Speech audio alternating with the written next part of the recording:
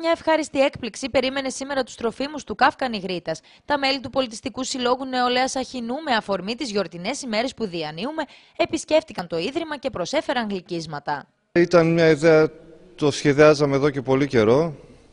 Λόγω εορτών ήρθαμε να κάνουμε μια επίσκεψη, να δώσουμε λίγα χαρά λόγω εορτών στα παιδιά.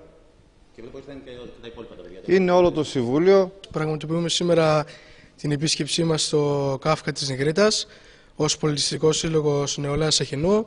Είναι μια δράση ανάλογη των άλλων, όπως που είχαμε κάνει και με τη συλλογή τροφίμων και ενδυμάτων.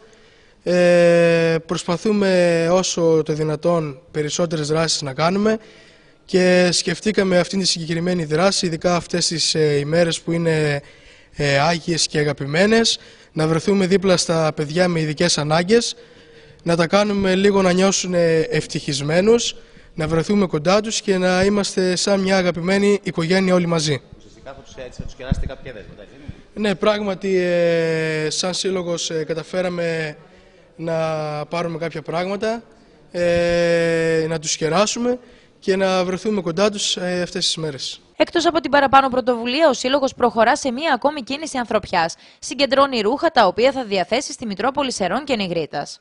Συγκεντρώνουμε τρόφιμα και είδη ροχισμού, τα οποία θα πάμε στη Μητρόπολη για διανέμουμε στους συνανθρώπους μας που δεν έχουν... Που έχουν ανάγκη.